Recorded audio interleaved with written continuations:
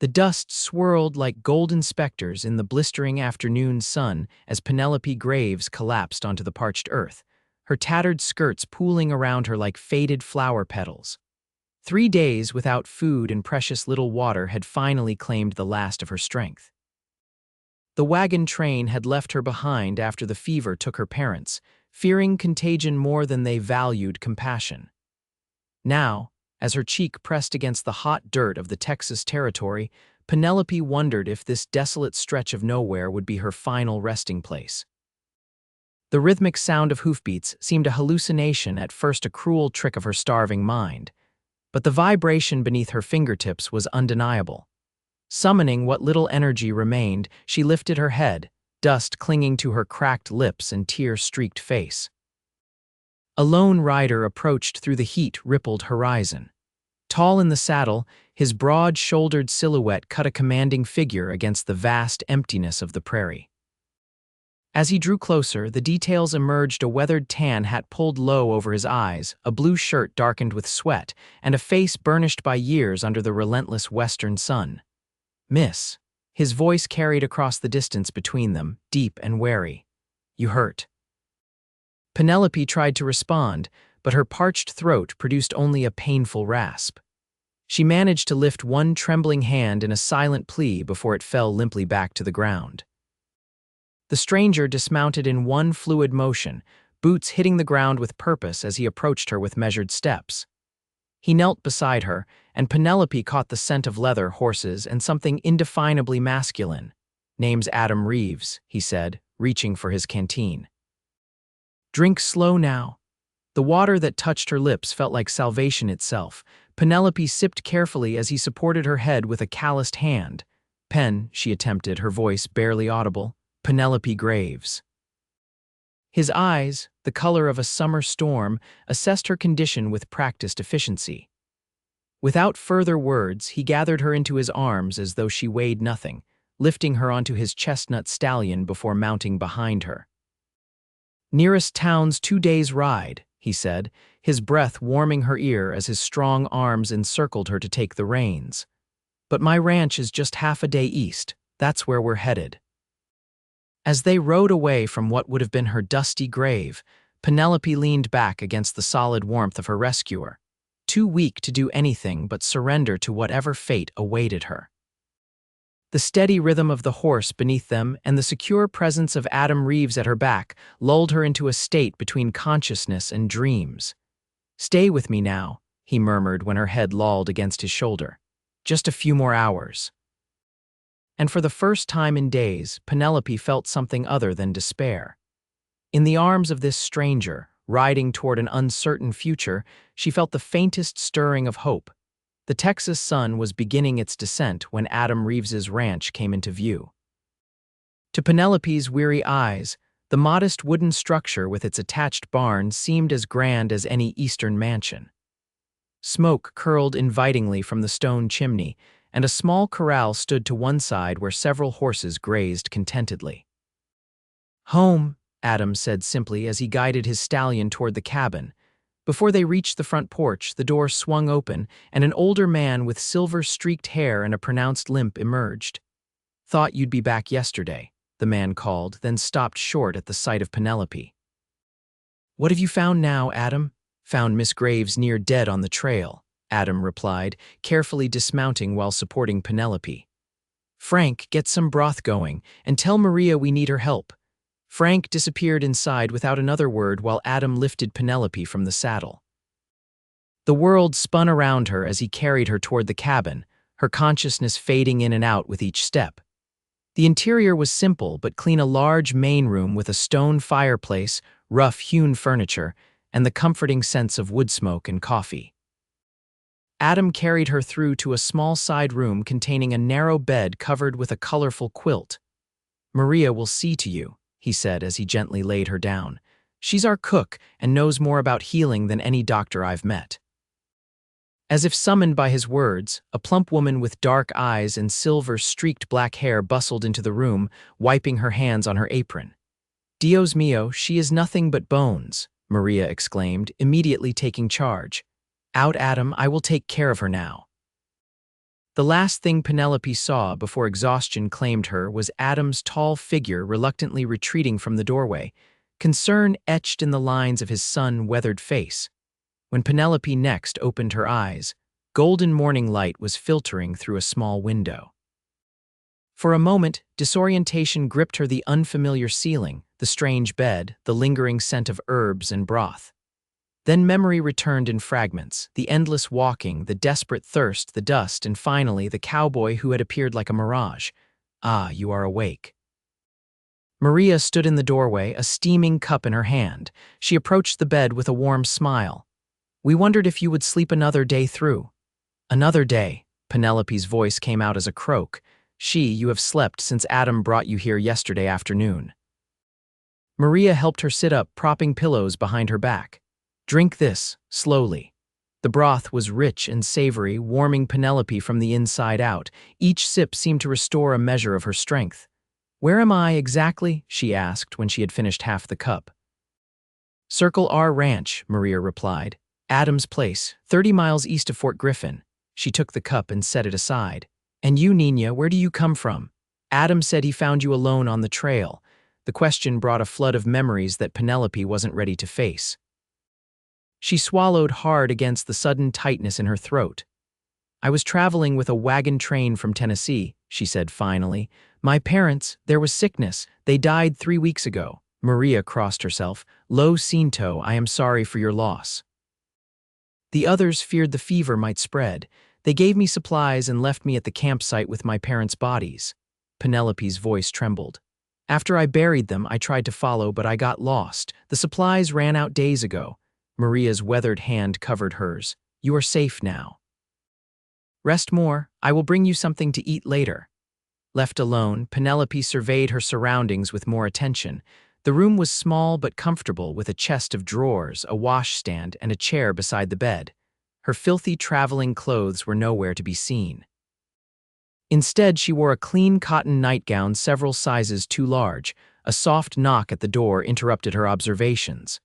When she called out permission to enter, it was Adam Reeves who appeared, looking somewhat hesitant at the threshold of the room. "Miss Graves," he said, hat in hands.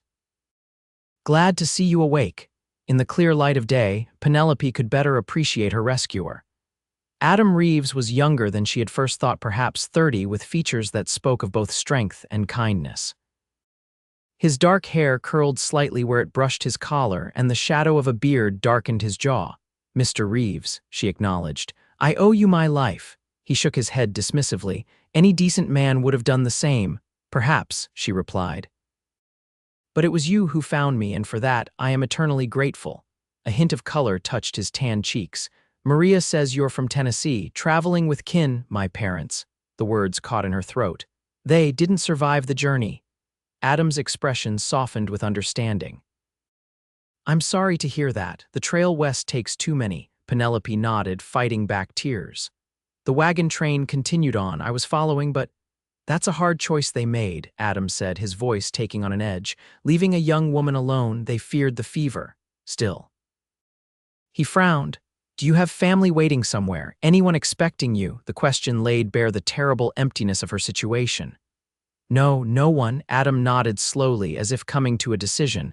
"Then you'll stay here until you're well after that." "Well, we can figure things out when the time comes."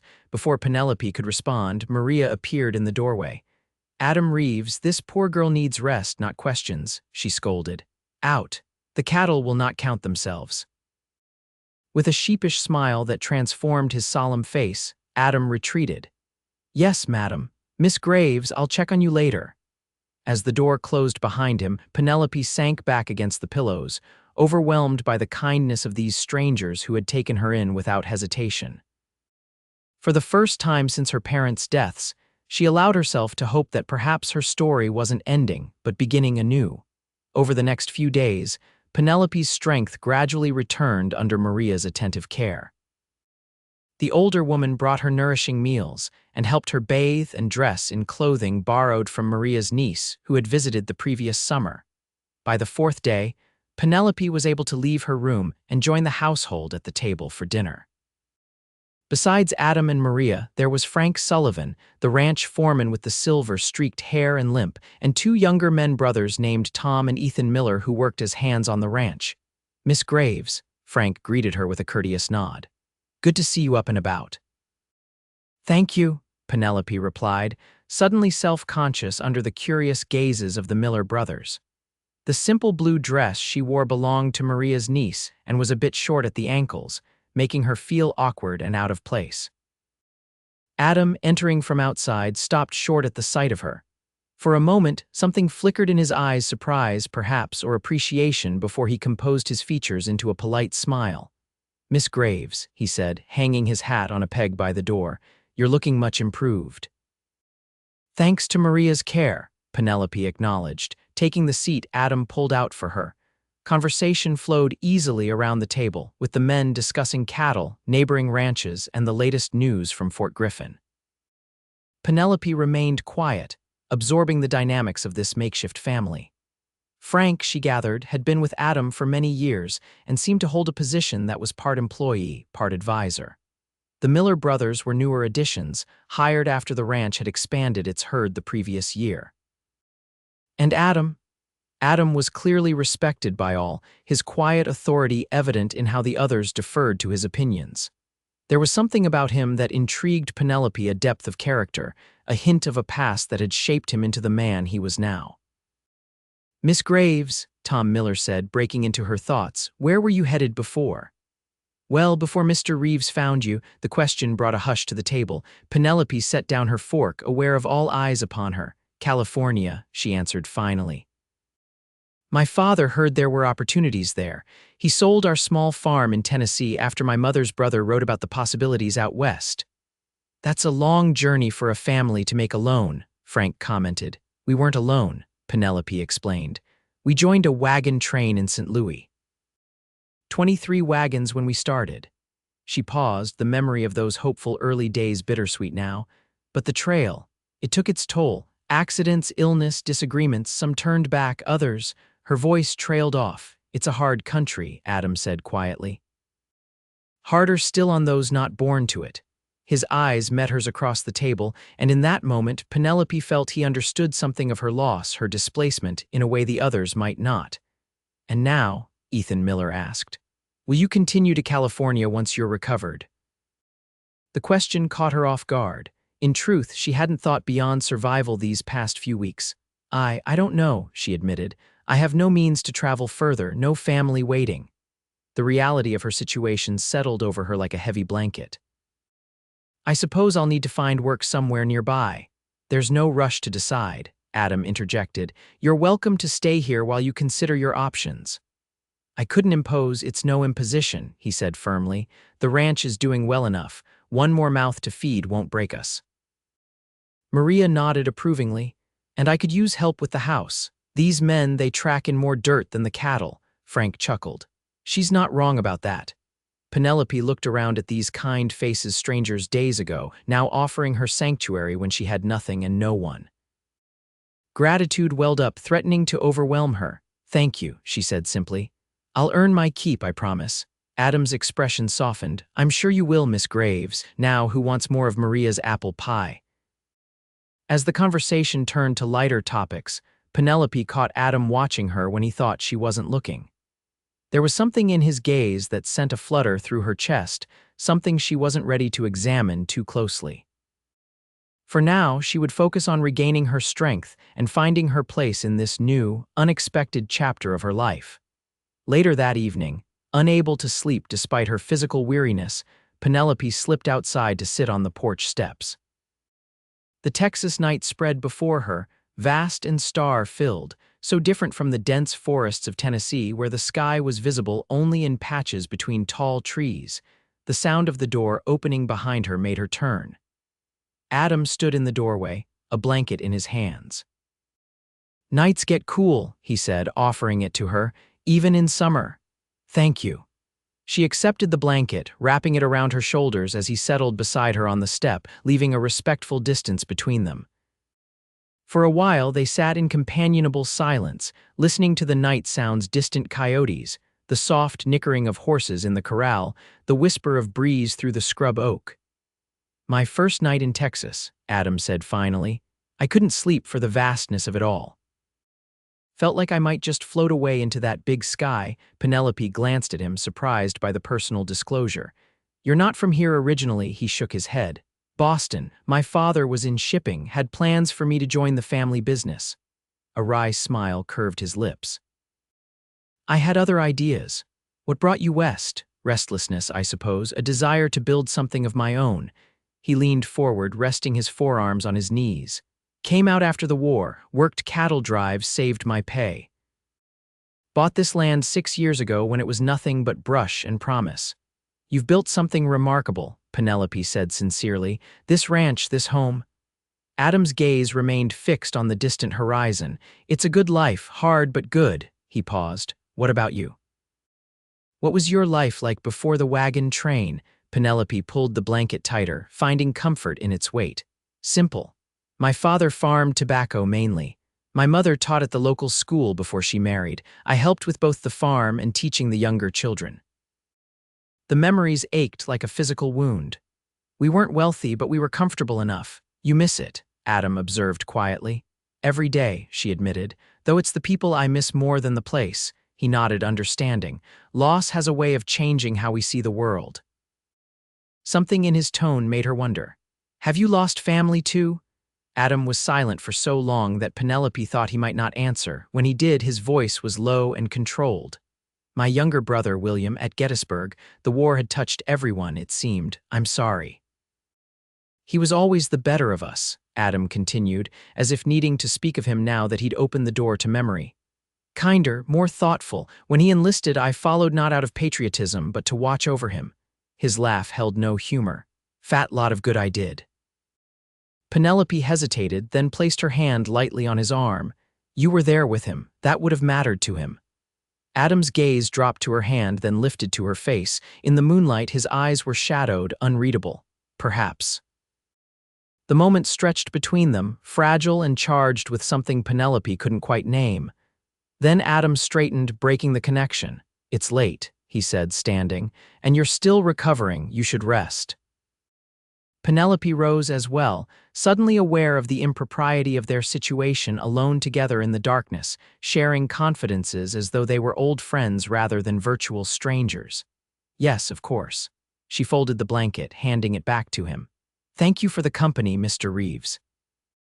"Adam," he corrected gently. "If you're to stay with us, there's no need for formality." "Adam," she repeated, testing the name, "and I'm Penelope, or Penny as my father called me." "Penny," he said, and the way her name sounded in his deep voice sent an unexpected warmth through her. "Sleep well." As she made her way back to her room, Penelope knew that something had shifted between them. In sharing pieces of their pasts they had laid the foundation for. What exactly? Friendship, certainly. But the flutter in her chest when he'd said her name suggested the possibility of something more, a possibility that both thrilled and terrified her. The days that followed fell into a rhythm as Penelope integrated herself into the life of Circle R Ranch. True to her word, she worked alongside Maria, helping with cooking, cleaning, and mending. Her strength returned rapidly now that she was properly nourished, and with it came a renewed sense of purpose. Adam was often absent during daylight hours, riding out with Frank and the Miller brothers to tend to the herd or mend fences or handle the 1,000 tasks required to keep a cattle ranch functioning. But evenings found them all gathered around the table, sharing the day's events and occasional laughter. Penelope discovered that Adam was not the stern, taciturn man he first appeared. He possessed a dry wit that emerged when he was relaxed and a genuine concern for those in his care. She observed how he listened attentively when Frank described a potential problem with the herd, how he asked after Maria's arthritis, how he mediated good-naturedly when the Miller brothers bickered. 2 weeks after her arrival, Penelope was hanging laundry in the yard when the sound of approaching riders drew her attention. Adam and Frank appeared, leading a chestnut mare on a long rein. "Good afternoon," she called as they dismounted near the corral. Adam touched the brim of his hat in greeting. "Penny, "How are you faring today?" The casual use of her nickname no longer surprised her. Somewhere in the past fortnight, they had slipped into an easy familiarity that felt entirely natural. "Well, thank you," she nodded toward the mare. "New addition to the ranch, in a manner of speaking," Adam replied, exchanging a glance with Frank. "Actually, she's for you." Penelope stared at him, certain she'd misheard. "For me," Adam led the mare closer. "I noticed you watching the horses, thought you might like to learn to ride properly." The mare was smaller than Adam's stallion, with intelligent eyes and a white blaze down her face. She nickered softly as Penelope approached with an outstretched hand. "She's beautiful," Penelope breathed as the horse nuzzled her palm. "But I couldn't possibly." "You can and you will," Adam interrupted gently. "Consider it a loan if it makes you feel better, but you need a way to get around that doesn't involve being carried half dead across my saddle." Frank chuckled. He traded Johnson 4 calves for her. "Said you needed a gentle mount to start with." Penelope's eyes widened. 4 calves, Adam, that's too much." "Johnson drives a hard bargain," Adam said with a shrug, though his ears had reddened slightly at Frank's disclosure. "Her name's Sadie. She's 8 years old and even-tempered. Perfect for a beginner." Touched beyond words, Penelope stroked the mare's sleek neck. "I don't know how to thank you." "You can thank me by learning to ride without falling off," Adam replied, the gruffness in his tone belied by the warmth in his eyes. "First lesson starts tomorrow." True to his word, Adam appeared the next morning as Penelope was helping Maria prepare breakfast. He wore his usual work clothes, denim trousers, blue shirt, and the weathered boots that had seen countless miles of Texas terrain. "Ready for your riding lesson?" he asked, accepting the coffee Maria handed him. Penelope glanced down at her borrowed dress doubtfully. "I'm not sure this is suitable attire for horseback." Adam considered her for a moment. "Wait here." He disappeared into his room, returning moments later with a bundle of fabric. "These were William's," he said, holding out what appeared to be a pair of trousers and a simple shirt. "They'll be too big, but Maria can help you take them in, safer than riding in skirts." Penelope accepted the clothes, oddly moved by the offering. These had belonged to the brother Adam had lost, the one he'd described as the better of us. That he would entrust them to her spoke of a trust she hadn't realized she'd earned. "Thank you," she said quietly. "I'll take good care of them." An hour later, dressed in the modified clothing with the trousers belted tightly at her waist and the shirt sleeves rolled up, Penelope met Adam at the corral. She felt strange in the masculine attire, but the practical advantages were immediately apparent as she climbed the fence without worrying about snagging her skirts. Adam was already inside, holding Sadie's reins. He paused when he saw her, something flickering in his expression before he schooled his features into a businesslike demeanor. "First rule of horsemanship," he began, motioning her over. "The horse can sense your feelings. If you're nervous, she'll be nervous." "I am nervous," Penelope admitted, approaching cautiously. "Then pretend you're not," Adam advised with a half-smile. "Here, let her get to know you." He guided Penelope through the basics: how to approach the horse, how to check the saddle, how to mount and dismount. His instructions were clear and patient, his hands steady when he helped position her feet in the stirrups. "Back straight, head up," he directed, standing beside Sadie with one hand on the reins. "Relax your shoulders, that's it." Penelope followed his guidance, acutely aware of his proximity as he adjusted her posture. When his hand brushed hers while demonstrating how to hold the reins properly, she felt a jolt that had nothing to do with fear of the horse. "Now to get her moving, squeeze gently with your calves and make a clicking sound," Adam instructed, seemingly oblivious to her reaction. Penelope did as directed, and to her delight, Sadie began walking forward in a slow, steady pace. Adam moved alongside them, keeping one hand on the bridle as they circled the corral. "I'm doing it," Penelope exclaimed, unable to contain her excitement. Adam's smile was genuine. "You're a natural." For the next hour, he guided her through the basics of controlling the mare, teaching her how to stop, turn, and maintain her balance. By the end of the lesson, Penelope was flushed with accomplishment, despite the ache in muscles she hadn't known existed. "Same time tomorrow?" Adam asked as he helped her dismount, his hands lingering briefly at her waist before he stepped back. "Yes, please," Penelope agreed eagerly. Thank you for teaching me. My pleasure. There was a warmth in his voice that made her look up sharply, catching an expression in his eyes that sent her heart racing. But it was gone so quickly she wondered if she'd imagined it. As they walked together toward the house, leading Sadie between them, Penelope was struck by how comfortable she felt in Adam's company.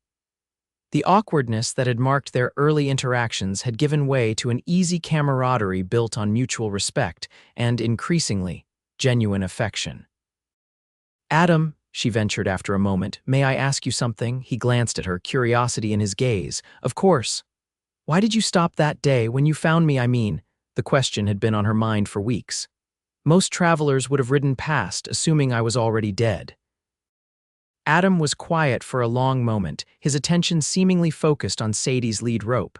When he finally spoke, his voice was low and contemplative. "I almost did," he admitted. "Thought you were dead at first, but then I saw your hand move," he paused, "and I thought of William. How he died among strangers, far from home. How I wished someone had shown him kindness in his final moments." His gaze found hers, direct and honest. "I couldn't ride past and wonder for the rest of my life if I could have saved you." The simple truth of it struck Penelope to her core. In that moment, she understood Adam Reeves more clearly than she had in all the days since her arrival. His gruff exterior concealed a man of profound compassion, shaped by loss but not hardened by it. "I'm glad you didn't ride past," she said softly, his expression gentled. "So am I, Penny." "So am I." The riding lessons continued daily, and Penelope proved an apt pupil. Within a week, she was confident enough to ride Sadie around the perimeter of the ranch yard without Adam's guiding hand. By the end of the second week, he deemed her ready for a short trail ride beyond the confines of the ranch. "Nothing too ambitious," he cautioned as they prepared the horses early one morning, "just to the creek and back." Penelope, now comfortable in her modified men's clothing for riding, checked Sadie's saddle as Adam had taught her. "I'm ready." The morning was glorious, the air still cool before the Texas sun asserted its full strength. As they rode side by side along a well-worn trail, Penelope couldn't help but contrast this journey with her last desperate days on the trail. Then, she had been alone, frightened, and starving. Now she rode tall in the saddle beside a man she was coming to trust implicitly, surrounded by the beauty of the landscape rather than threatened by its harshness. "Penny, for your thoughts?" Adam asked, his voice breaking into her reverie. She smiled at the play on her name. "I was just thinking how different everything looks when you're not dying of hunger and thirst." His expression sobered. "I should have asked sooner, do you want to try to find that wagon train? They must have reached their destination by now." The question caught her off guard. In truth, she'd barely thought of the people who had abandoned her since finding sanctuary at Circle R. "No," she said finally. "There's nothing for me with them. They made their choice when they left me behind." Adam nodded, understanding in his eyes. Some choices can't be undone. They rode in companionable silence until the sound of running water announced their destination. The creek was modest but clear, cutting through a small grove of cottonwood trees that provided welcome shade. "We'll rest the horses here," Adam said, dismounting and tying his stallion to a low branch. He helped Penelope down, his hands strong and sure at her waist. This time he didn't immediately step away. Instead, he held her gaze for a heartbeat longer than necessary, something unspoken passing between them before he turned to secure Sadie beside his mount.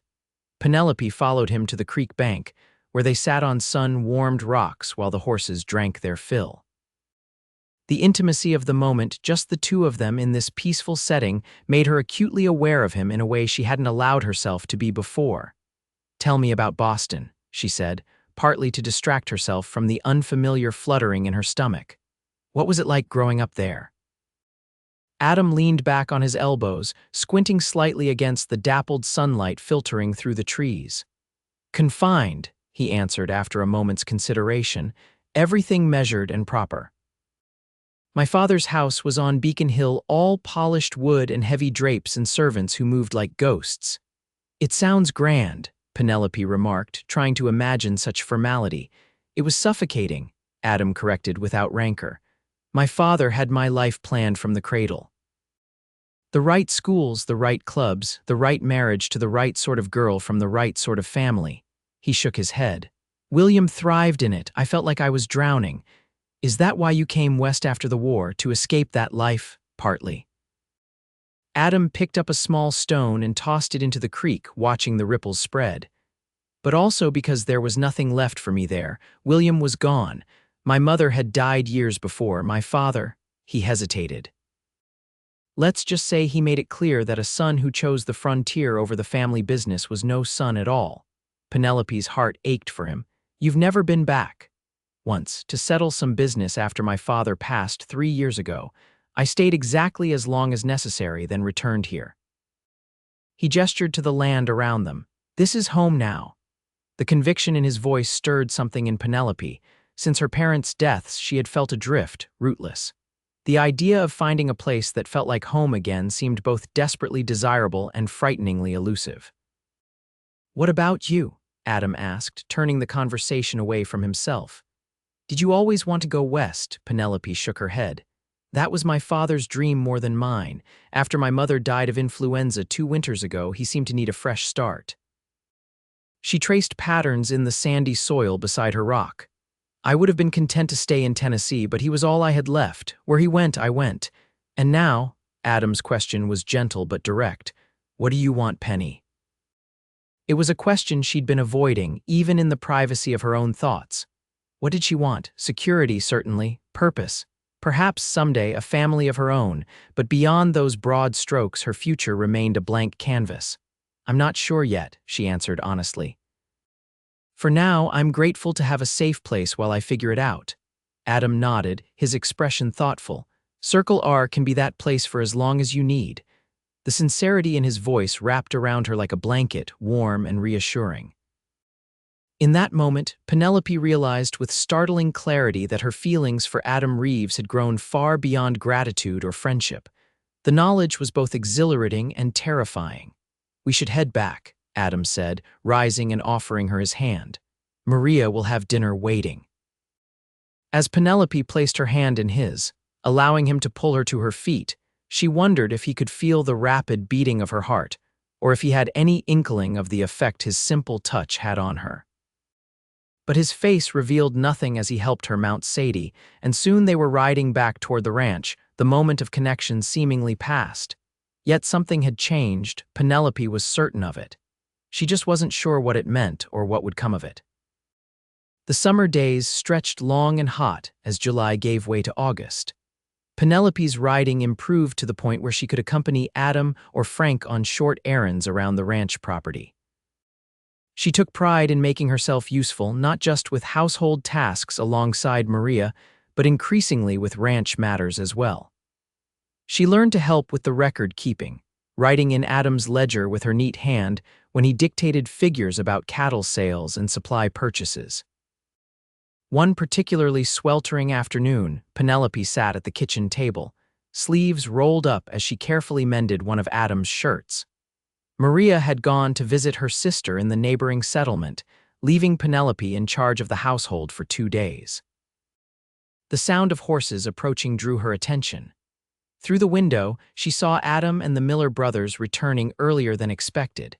Something in their rushed movements sent a spike of concern through her.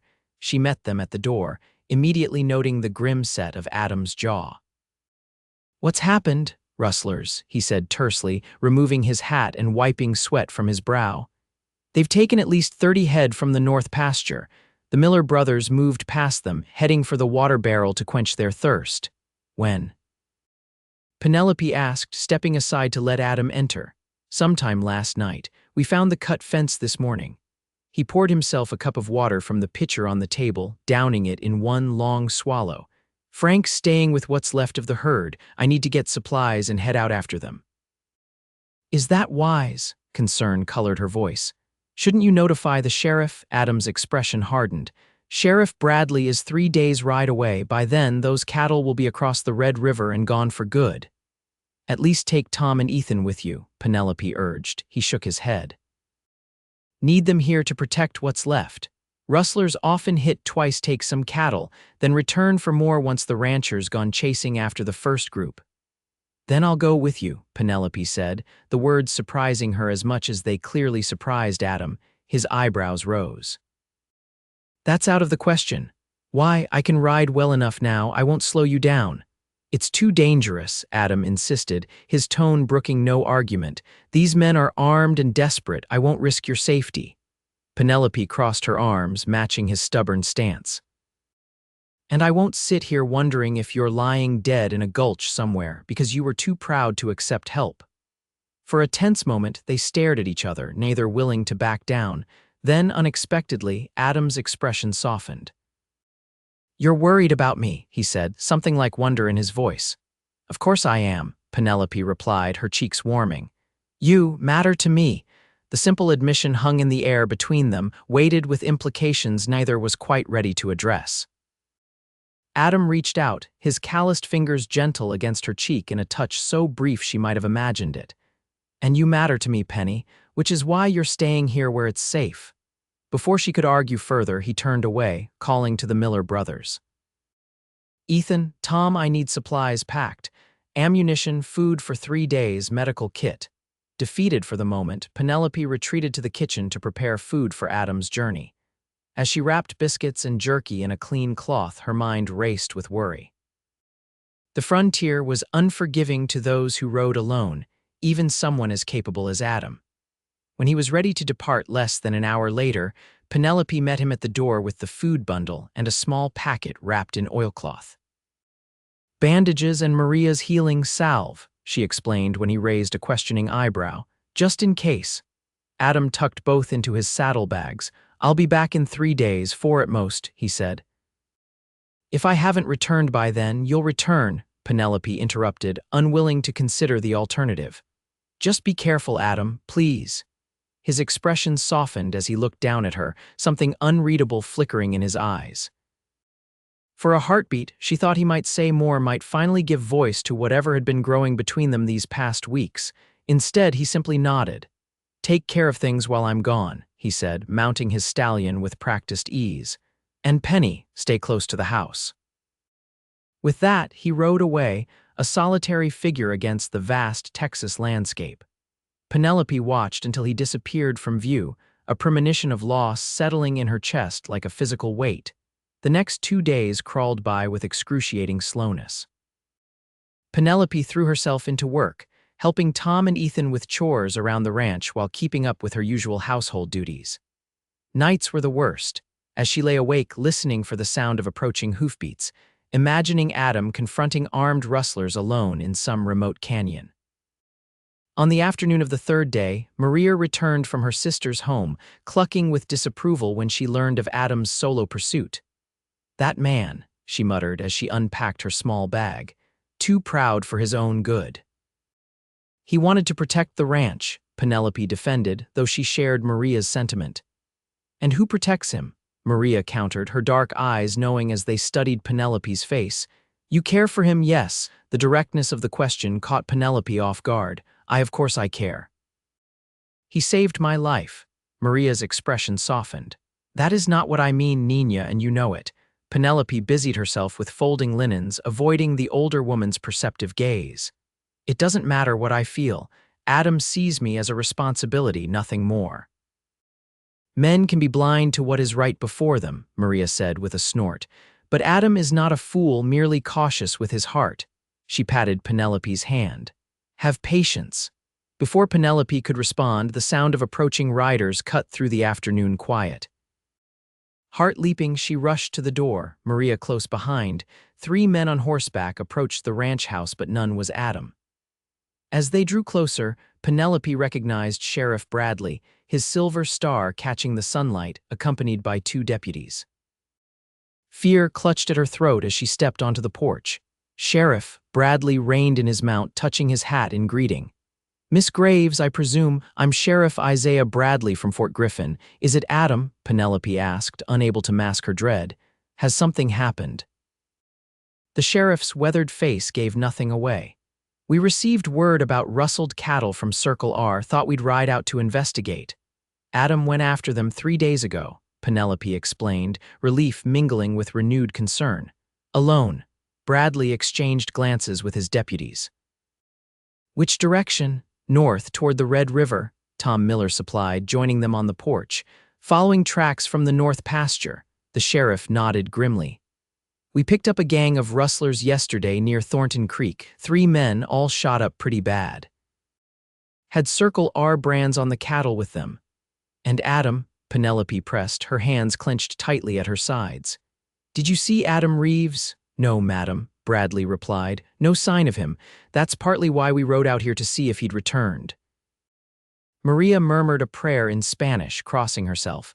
Penelope felt the ground seem to shift beneath her feet as the implications sank in. Adam had confronted the rustlers, wounded or killed them, but hadn't returned home, which meant he was either pursuing other gang members or… "I need a fresh horse," she said suddenly, decision crystallizing. "And supplies. Miss Graves." Sheriff Bradley's voice held confusion. "I'm going to find Adam," Penelope stated, her tone brooking no argument. "He may be wounded out there." "Now hold on," the sheriff began, but Penelope was already moving toward the barn. "You can come with me or not, Sheriff," she called over her shoulder, "but I'm leaving in 10 minutes. To her surprise, it was Maria who backed her, hurrying to pack supplies while Tom and Ethan saddled Sadie. The sheriff, after a brief consultation with his deputies, grudgingly agreed to accompany her. "We'll follow the creek north," Bradley decided as they prepared to depart. If Reeves was injured, he'd head for water. Penelope, dressed in her riding clothes with a bedroll secured behind her saddle, nodded agreement. A strange calm had settled over her, replacing the panic that had initially gripped her at the sheriff's news. Adam was alive, she felt it with a certainty that defied rational explanation. And she would find him. They rode out as the sun began its descent toward the western horizon, a small party of 4: Penelope, Sheriff Bradley, and his 2 deputies. Maria stood on the porch, watching them go with worried eyes and a whispered prayer. Thornton Creek was a meandering waterway some 15 miles north of Circle R. They reached it as twilight deepened into dusk, the sheriff setting a brisk pace that tested Penelope's improved riding skills. As they followed its course, Bradley explained that the captured rustlers were being held in Fort Griffin, awaiting trial once they recovered from their wounds. Said a lone rancher ambushed them, he related as they rode. Shot 2 of them straight off their horses. Third one took a bullet in the shoulder but managed to get away temporarily. Reeves pursued him, according to their account. "And you found no sign of Adam when you captured them?" Penelope asked, straining to see in the gathering darkness. "None," Bradley confirmed. "But we were focused on getting those men and the stolen cattle back to town. Didn't have time for a proper search." They rode on as night fell completely, using the moon's light to guide them along the creek. After another hour, Bradley called a halt. "We'll make camp here," he decided. No use riding blind and missing something important. Though impatience burned within her, Penelope recognized the wisdom of his decision. They made a cold camp, unwilling to risk a fire that might draw unwanted attention, and took turns standing watch through the night. Penelope barely slept, her mind filled with images of Adam wounded and alone. When the first gray light of dawn filtered through the trees, she was already up, saddling Sadie and scanning the creek banks with desperate attention. "There," she called suddenly, pointing to a dark shape farther up the creek. "Something's there." Bradley drew his pistol, approaching cautiously. "It's a horse," he confirmed as they drew closer. "Dead a day at least." The animal lay half in, half out of the creek, its dark coat crusted with dried blood. With a jolt of recognition, Penelope identified Adam's saddle still strapped to the dead stallion. "It's Adam's horse," she said, dismounting quickly. "He must be nearby." They spread out, searching the area with increasing urgency. It was the younger deputy who found the first sign, a smear of blood on a rock at the creek's edge, and then boot prints leading away from the water. He was wounded but mobile, Bradley assessed, examining the tracks. "Heading east away from the creek. Question is why?" "Shelter," the older deputy suggested. "There's an old line shack about 2 miles that way, used to belong to the Harrington spread before it was broken up." Hope flared in Penelope's chest. "Then that's where we'll look." Remounting, they followed the faint trail, Penelope's heart pounding with each passing minute. The terrain grew rougher, rocky outcroppings breaking up the scrubland as they moved away from the creek. When the line shack came into view, little more than a crude wooden structure with a sagging roof, Penelope had to restrain herself from urging Sadie into a gallop. As they approached, she noted with surging hope that thin smoke drifted from the ramshackle chimney. "Someone's there," she breathed. Bradley held up a hand, signaling them to stop. "Could be our missing rustler," he warned. "Stay back while we check." "No," Penelope said firmly. "If it's Adam, I'm going in first." Before the sheriff could object, she slid from Sadie's back and strode purposefully toward the shack. Behind her, she heard Bradley cursing under his breath as he and his deputies dismounted to follow. The door of the shack hung partially open on rusted hinges. Penelope approached cautiously, heart in her throat. "Adam," she called, pushing the door wider. "Adam, are you here?" The interior was dim, illuminated only by light filtering through a small, dirty window and the feeble glow of dying embers in the fireplace. As her eyes adjusted, Penelope made out a figure lying on a narrow cot against the far wall. "Adam," she rushed forward, falling to her knees beside the cot. Adam Reeves lay motionless, his face pale beneath several days' growth of beard, a crude bandage wrapped around his left thigh. For one terrible moment, Penelope thought she was too late. Then his chest rose with a shallow breath and his eyelids fluttered. "Penny," his voice was a hoarse whisper. "Am I dreaming?" Relief washed over her like a physical wave. "No, you stubborn man," she said, tears filling her eyes as she took his hand. "I'm really here." A faint smile touched his cracked lips. "Knew you wouldn't. Listen when I told you to stay home."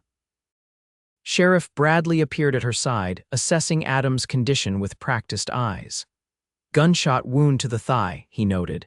"Doesn't look infected, but he's lost blood and is likely dehydrated." Penelope was already reaching for her canteen. "Help me lift his head." With the sheriff's assistance, she helped Adam take small sips of water.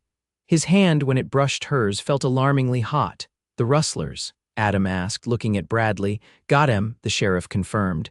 "And recovered your cattle." "3 men, just like you reported when you sent that cowhand to alert us." Adam nodded weakly. "4th one, the one I was chasing, got off a lucky shot, hit my horse, we both went down," he grimaced. "I managed to return fire, don't know if I got him." "We'll sort that out later," Bradley said. "Right now, we need to get you back to your ranch."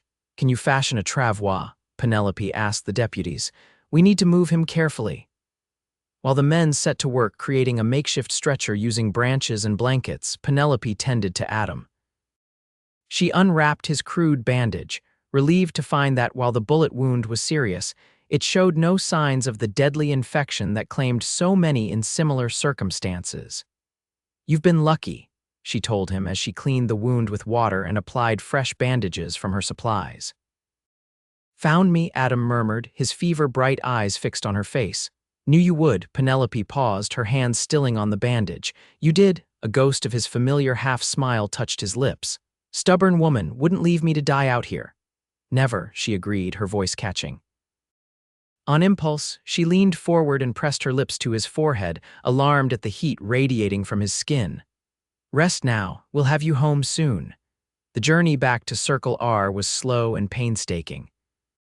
Adam, secured to the travois pulled by one of the deputy's horses, drifted in and out of consciousness. Penelope rode beside him, constantly monitoring his condition, while the sheriff and his men took turns leading the way and watching their back trail for any sign of the missing rustler. By late afternoon, Adam's fever had worsened. He muttered incoherently, occasionally calling out for William or his mother. Each delirious utterance tore at Penelope's heart, but she maintained a calm exterior, bathing his face with water when they paused to rest the horses. "We need to hurry," she told Bradley during one such stop. "His fever's rising." The sheriff nodded grimly. "We'll push through without stopping again. Should reach Circle R by nightfall." True to his word, the lights of the ranch appeared on the horizon just as darkness fell. Maria, alerted by their approach, rushed out to meet them, exclaiming in dismay at Adam's condition. "Get him inside," she directed, immediately taking charge. "Tom, fetch clean water. Ethan, stoke the fire. We need to bring down his fever." The next hours passed in a blur as they worked to save Adam's life. Maria's knowledge of herbal remedies proved invaluable as she prepared poultices for the wound and brewed teas to combat the fever. Penelope never left Adam's side, bathing his burning skin with cool cloths and urging him to take sips of water or broth when he was lucid enough to swallow. Sheriff Bradley and his deputies departed the following morning, promising to return once they'd tracked down the missing rustler. Before leaving, Bradley took Penelope aside. "You did good out there, Miss Graves," he said with gruff approval. "Not many women or men, for that matter, would have insisted on that search the way you did." "I couldn't leave him out there," Penelope replied simply. Bradley's weathered face creased in a knowing smile. "Reeves is a fortunate man in more ways than one. When he's back on his feet, tell him I said not to be a fool about what's right in front of him." With that cryptic remark, the sheriff departed, leaving Penelope to return to Adam's bedside. For 3 days, Adam's life hung in the balance as the fever raged through his system. Penelope slept in snatches, dozing in the chair beside his bed, rousing at his slightest movement. Maria brought her food she barely touched, and Frank and the Miller brothers took turns keeping watch outside, concerned that the missing rustler might attempt revenge. On the morning of the 4th day, Penelope awoke from an uncomfortable slumber to find Adam watching her, his eyes clear for the first time since they'd found him. "Good morning," he said, his voice weak but free of the delirious confusion that had marked it for days. Joy surged through her as she reached for his hand.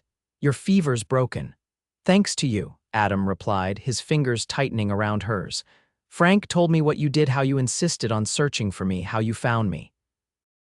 "I couldn't bear the thought of losing you," Penelope admitted, too relieved at his recovery to guard her words. Something shifted in Adam's expression, a softening, a vulnerability she'd never seen before. "When I was lying in that shack thinking I might die there," he said slowly, "I had only one regret." "What was that?" she asked, hardly daring to breathe. His thumb traced gentle patterns on the back of her hand. "That I'd never told you what you've come to mean to me." Penelope's heart quickened. "And what is that, Adam Reeves?" "Everything," he said simply. "You've become everything to me, Penny." Tears welled in her eyes, blurring her vision. "I thought perhaps it was just gratitude you felt for having someone to help Maria to keep your books." Adam shook his head, wincing slightly at the movement. "It was never about that. From the moment I lifted you into my saddle that day, something changed. I just didn't know what to call it then." "And now?" Penelope asked, her voice barely above a whisper. "Now I know exactly what to call it," he replied, his gaze steady on hers.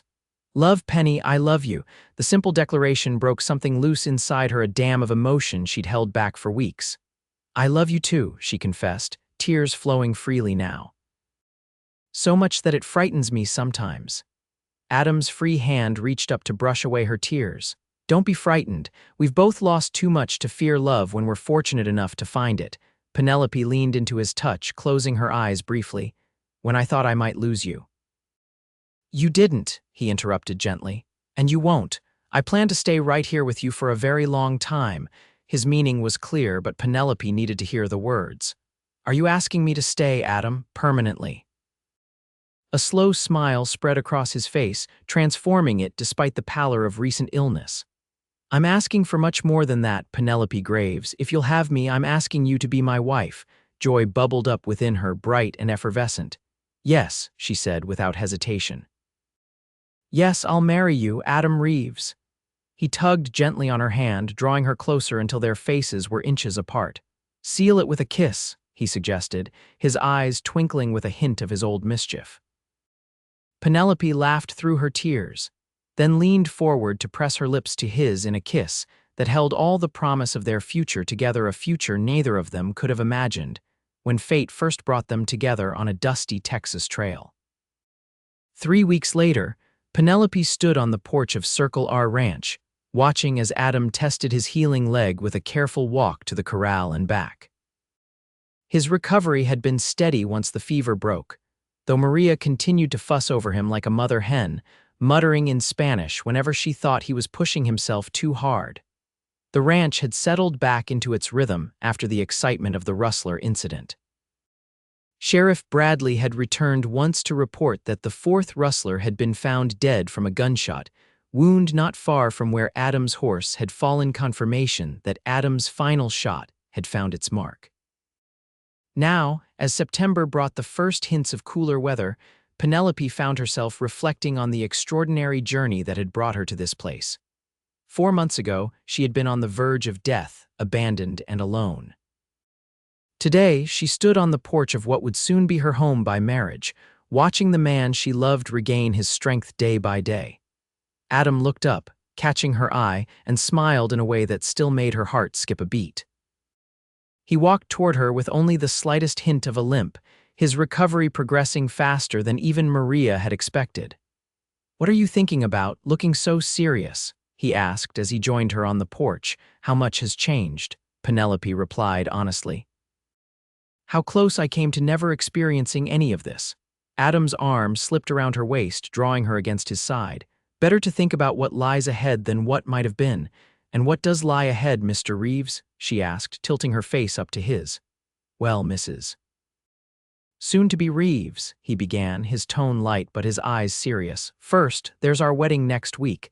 Then there's expanding the herd next spring, maybe adding on to the house eventually." His voice softened. "Children someday, if we're blessed." The vision he painted filled Penelope with a happiness so profound it nearly overwhelmed her.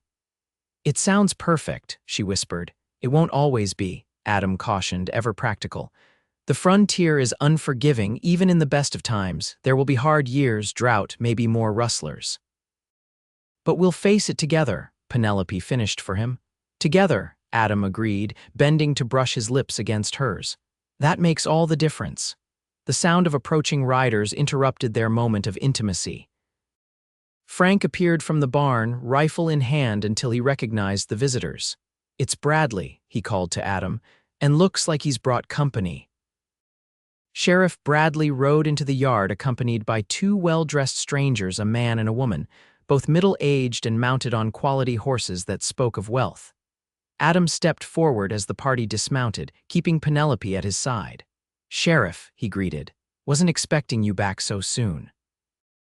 Bradley touched his hat respectfully. "Mr. Reeves, Miss Graves. Allow me to introduce Mr. and Mrs. Harrison from San Antonio. They've been looking for their niece." Penelope felt Adam tense beside her as they both processed the implication of the sheriff's words. The woman stepped forward, her fine traveling dress incongruous against the rustic backdrop of the ranch. Her face, lined with worry and hope, searched Penelope's features intently. "Penelope," she asked hesitantly. "Penelope Graves, are you Elizabeth's daughter?" Stunned, Penelope could only nod. "My mother was Elizabeth Graves, yes. But how? I'm Margaret Harrison," the woman continued, tears welling in her eyes. "Your mother was my sister." The world seemed to tilt beneath Penelope's feet. "My mother never spoke of a sister," she said faintly. "Mrs. Harrison's expression clouded with old pain. "We had a falling out when she married your father. Foolish pride kept us apart for years." She reached for her husband's hand. "When we finally wrote to reconcile, our letter was returned with news that they had sold their farm and headed west. We've been trying to find them ever since." "They're gone," Penelope said softly. "Both of them, fever on the trail west." Mrs. Harrison closed her eyes briefly, absorbing the blow. "We feared as much when we couldn't locate them.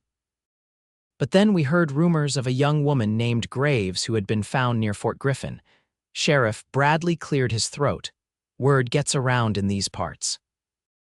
When the Harrisons arrived in town asking after Elizabeth Graves or her family, it wasn't hard to connect them to your situation, Miss Graves. Penelope felt Adam's steady presence beside her, his hand finding hers as she struggled to process this sudden appearance of family she hadn't known existed. "We've come to offer you a home with us," Mr. Harrison said, speaking for the first time. His voice was kind but formal. "We have a large house in San Antonio, no children of our own. As your mother's only sister, Margaret feels a responsibility." "Penelope has a home," Adam interrupted, his tone polite but firm. "Here at Circle R with me." He glanced at Penelope, a question in his eyes despite his confident words. Mrs. Harrison looked between them, understanding dawning. "I see, are you too?" "We're to be married next week," Penelope confirmed, finding her voice at last. The shock of discovering her mother's family was tempered by the certainty of her place at Adam's side. "Married, Mrs. Harrison seemed taken aback. "But you hardly know each other." "With all due respect, madam," Adam said, "we know each other well enough. Circumstances out here tend to reveal a person's true character rather quickly." An awkward silence fell over the group until Sheriff Bradley suggested they all move inside out of the midday sun. Maria, sensing the tension, quickly prepared coffee and brought out her fresh baked bread while the visitors were seated at the main table. As they talked, Penelope learned that her mother and aunt had been estranged for nearly 20 years. The rift had begun when Elizabeth chose to marry John Graves, a tobacco farmer with little to his name, against her family's wishes.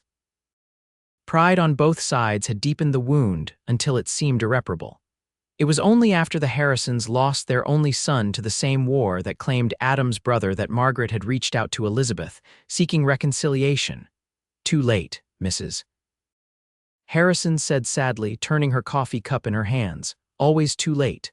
"Not entirely," Penelope offered gently. "You found me after all." Margaret Harrison's eyes brightened with unshed tears.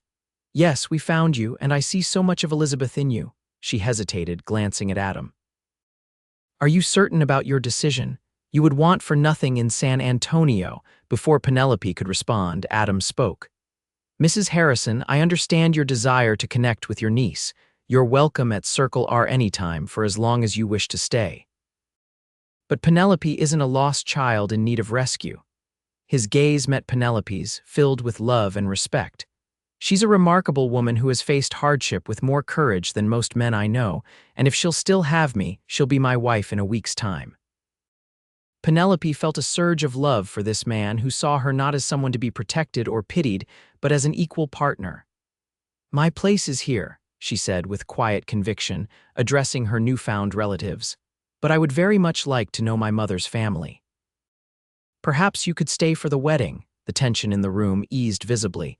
Mr. Harrison nodded, a smile breaking through his formal demeanor. "We would be honored." "And perhaps," Adam added, "you could visit regularly. San Antonio isn't so far that family can't maintain connections." "Family," Mrs. Harrison repeated, as if testing the word. She reached across the table to take Penelope's hand. "Yes, I think we would like that very much." The unexpected arrival of the Harrisons brought an element of celebration to the wedding preparations that had been missing before. Maria, delighted to have a proper lady to consult with, conspired with Mrs. Harrison on details Penelope had considered unimportant. Mr. Harrison proved to have a keen mind for business and spent hours with Adam discussing cattle markets and ranch expansion. For Penelope, the days leading up to the wedding passed in a whirlwind of activity and emotion. The aunt she had never known shared stories of her mother as a young girl, filling in blank spaces in Penelope's understanding of the woman who had raised her. Each anecdote was a precious gift, a piece of her past reclaimed. On the evening before the wedding, Penelope found herself alone with Adam on the porch, stealing a quiet moment amidst the bustle of preparation. The Harrisons had retired early, and Maria was busy in the kitchen preparing for the wedding feast. "Having second thoughts?" Adam asked, noting her pensive expression. Penelope shook her head. "Not about marrying you, never that." She leaned against the porch railing, looking out at the land that had nearly claimed her life and now offered her a future. "I was thinking about how strange life's path can be, if that wagon train hadn't abandoned me, if you hadn't found me that day. If my horse hadn't gone lame, slowing me down so I noticed you in the first place," Adam added. "So many chance occurrences," Penelope mused. Adam moved to stand behind her, his arms encircling her waist.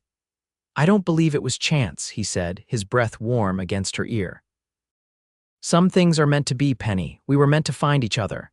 She turned in his arms to face him, struck by the certainty in his voice. "You truly believe that?" "I do." His eyes, serious in the fading light, held hers. "I believe that everything I went through leaving Boston, fighting in the war, losing William, building this ranch, it was all leading me to that moment on the trail when I found a half-dead woman in the dust and couldn't ride past." Penelope's heart swelled with love for this man who had saved her in every way a person could be saved. "And everything I endured was leading me to you," she whispered. Adam bent to kiss her, a lingering promise of all the tomorrows awaiting them. When they finally parted, he rested his forehead against hers. "One more night," he murmured. "Then you'll be my wife." "I already am," Penelope replied softly. "In every way that matters." The wedding day dawned clear and perfect, as if nature itself blessed their union. Judge Matthews rode out from Fort Griffin to perform the ceremony, accompanied by Sheriff Bradley and a handful of neighboring ranchers who had come to know and respect Adam Reeves.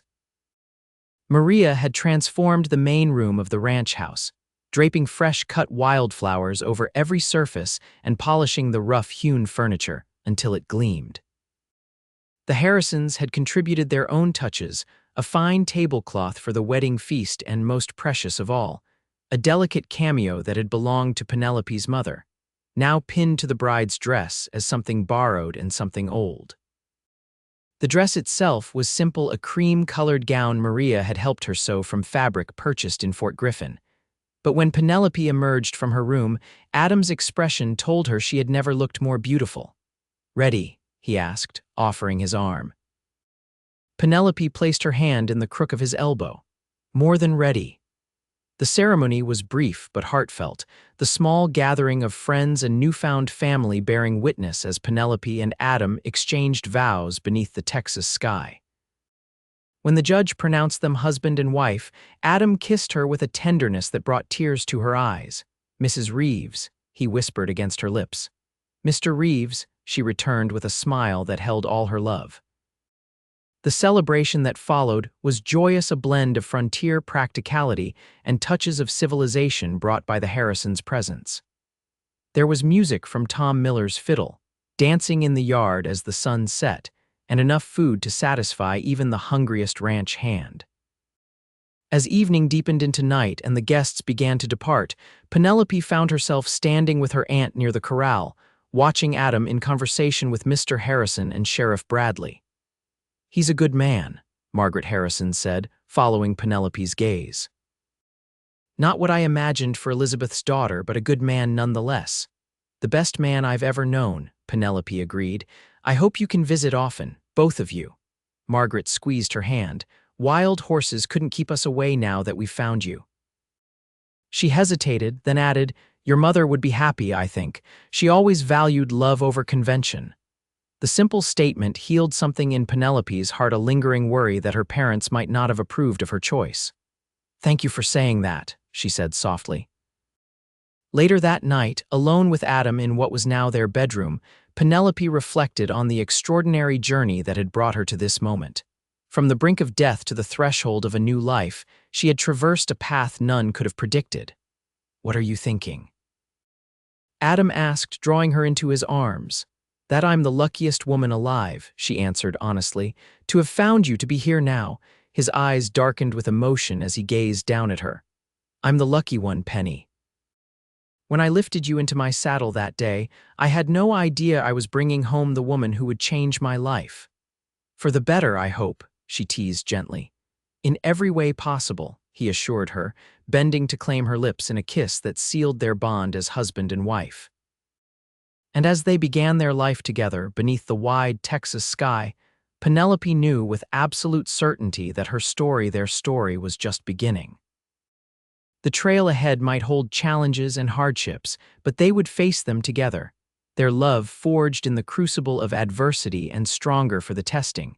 From dust and despair had come the greatest blessing of her life, not just survival, but a love worth living for.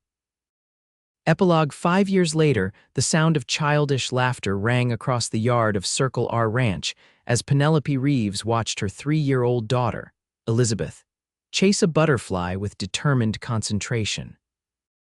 From the porch where Penelope sat mending, the entire ranch spread before her, larger now than when she had first arrived. The house expanded to accommodate their growing family. "Mama, look," Elizabeth called, pointing skyward where the butterfly had escaped her grasp. "I see, darling," Penelope replied, smiling at her daughter's exuberance. "Let it fly free now." Elizabeth considered this advice with a solemn expression that reminded Penelope powerfully of Adam, then nodded and turned her attention to the border collie puppy that had become her constant companion. A rider appeared on the horizon, and even at a distance, Penelope recognized her husband's straight-backed posture and confident seat. After 5 years of marriage, the sight of Adam returning home still quickened her pulse. As he drew closer, she saw that he carried something or someone in front of him on the saddle. Curious, she set aside her mending and stood, shading her eyes against the afternoon sun. "Papa!" Elizabeth shrieked, spotting her father and racing toward the corral with the puppy at her heels.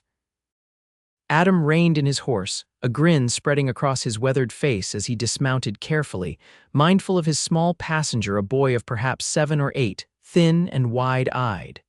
"Penny," Adam called, lifting Elizabeth into his free arm as he approached the house. "We have a visitor." Penelope came down the porch steps, her curiosity piqued. "I see that. This is Daniel," Adam explained, setting Elizabeth down but keeping a reassuring hand on the boy's shoulder. "Sheriff Bradley found him at the stage station. Parents died of fever on the journey from Missouri. Sound familiar?" Understanding dawned immediately. 5 years had passed since her own rescue, but Penelope had never forgotten the desperation of being alone in an unforgiving land. "Hello, Daniel," she said gently, kneeling to the boy's level. "You must be hungry after your journey." The child nodded, his eyes darting nervously between Penelope and Adam. "Yes, madam." Sheriff asked if we might take him in, Adam continued, his expression telling Penelope he had already made up his mind, at least until relatives can be located. "Of course we will," Penelope agreed without hesitation. She held out her hand to the boy. "Come inside, Daniel. Maria just baked cookies, and I think we can find you some milk to go with them." Daniel took her hand cautiously, allowing himself to be led toward the house with Elizabeth chattering beside him. Adam followed, a tender expression on his face as he watched his wife welcome this lost child just as she had once been welcomed. That evening, after the children were asleep, Daniel in the small room that would soon be the nursery for the baby Penelope carried beneath her heart, and Elizabeth in her own bedroom with the puppy curled at the foot of her bed, Adam and Penelope sat together on the porch swing, enjoying the cool night air. "You didn't hesitate," Adam observed, his arm around her shoulders. About taking in Daniel, Penelope leaned against him, drawing comfort from his solid presence. "How could I? Someone did the same for me once." Adam pressed a kiss to her temple. "That someone was a stubborn cowboy who had no idea what he was getting himself into." "Do you regret it?" she asked, though she knew the answer. "Not for a single moment," he replied, his hand moving to rest protectively over the gentle swell of her stomach. "Everything good in my life came from that day." Penelope smiled, remembering how far they had come. The ranch had prospered beyond their expectations. The Harrisons visited regularly, doting on their grandniece and eagerly anticipating the arrival of their second grandniece or nephew. Maria, though slowing with age, still ruled the kitchen with benevolent tyranny, now assisted by a young woman from the nearby settlement who was learning her recipes and herbal remedies. "Do you think we'll find Daniel's family?" she asked, watching the stars emerge in the darkening sky. Adam shrugged. "Bradley's sending telegrams, but if we don't..." He let the sentence hang unfinished. "Then he'll have a home here," Penelope completed the thought, "as long as he needs one." "As long as he wants one," Adam corrected gently. "Some debts can only be repaid forward, Penny." She nodded, understanding perfectly. Their lives had been shaped by acts of compassion, Adam stopping for a dying woman on the trail, the Harrisons searching for their niece, and now they in turn opening their home to a child who had lost everything. "I love you, Adam Reeves," she said, turning her face up to his. "More with each passing day." "And I love you, Penelope Reeves," he replied, bending to capture her lips in a kiss that still held the power to make her heart race. "My life began the day I found you in the dust." As they sat together under the vast Texas sky, surrounded by the home they had built together, Penelope reflected on the strange and wonderful path her life had taken. From the edge of death to the fullness of life, from solitary grief to abundant love, her journey had defied all expectation. And it had started with a simple act of kindness, a weary cowboy who could not ride past a woman in need, who had lifted her from the dust and carried her toward life, toward hope, toward love.